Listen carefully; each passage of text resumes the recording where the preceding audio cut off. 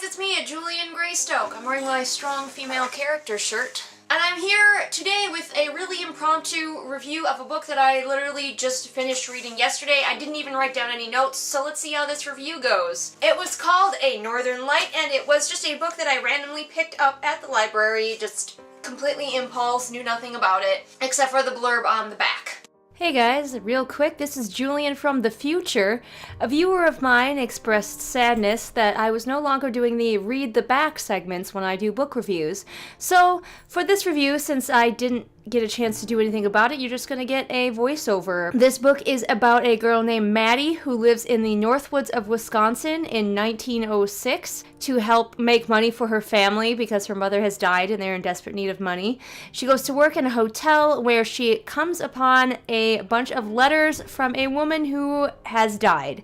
And the story is about her trying to survive in this life and trying to break free from this life and also trying to figure out whether she's going to read these letters or burn these letters and figure out the mystery of this woman's death. And I was pleasantly surprised. I really quite enjoyed myself. This girl lives on her family's farm. She is the oldest child who's still at home, and so she's kind of in charge of taking care of her father and her three sisters, I believe. I can't remember. A couple of them don't have very strong personalities. And all she really wants for her life is to be able to go off to higher education because she wants to do something, be a teacher or a writer or something, using her brain. Which is, I admit, a trope that we have seen before, but I feel like this book did it pretty well. Now, the back of the book will also tell you that this story revolves around a series of letters that our main character finds from a dead girl.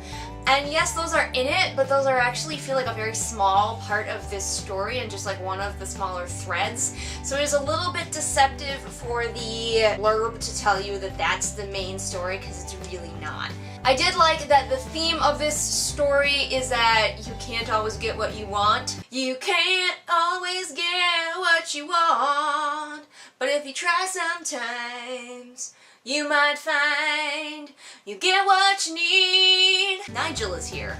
Unfortunately, that theme of you can't always get what you want, Nigel has left me as proof of that, is somewhat undercut by the ending of this story, but I still really liked it, and she has some great conversations in there about how life is not like the stories that she reads, and real life is hard and ugly, especially the life that she is living. Animals die, people die, childbirth is scary. Oftentimes you have to give up on your dreams and accept the reality that the world has set for you, and I love that theme. I also really like that this book does not shy away from like the racism of the time. Often in YA books I have noticed that if racism is an issue, it's really downplayed. Now we are in the Northwoods, we're about as far from the South as we could get, so we don't have very many characters of color, but the ones that we do experience some very, very hard situations, including one that just like made me so mad for them that I was actually literally tearing up.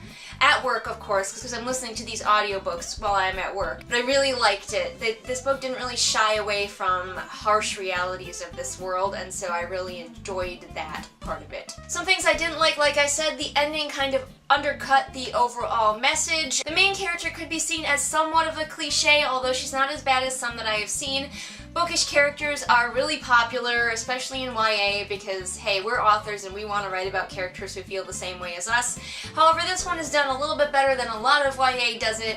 Most of the time, if you have a bookish heroine, the author just quotes a few classics and is like, there, that's good, we're done. But this one, you actually felt her passion for words and her passion for reading, and so I was a little bit more forgiving of this like bookish character trope. I had a little bit of trouble following. There are time jumps in this book, and I'm not really sure why, except for perhaps that the author really did want to get these mysterious letters in earlier to hook the reader, but we jump from that time period where they found the dead girl and her letters, and then we jump back to our main character in like the winter and spring before that, leading up to that, And I had trouble with these jumps, and maybe they're clearer in the written book, like maybe there's some visual thing to tell you that we're about to do a time jump, but listening to it, I had a lot of trouble figuring out when we had jumped. What time period are we in now? When are we? Jane is here now to prove that if you try sometimes, you might find you get what you need. Overall, the writing in this book was fine. It definitely kept my attention and kept me reading, but it was a little bit graceless at times, and there was a lot of like filtering, I guess, I don't actually know what it's called, but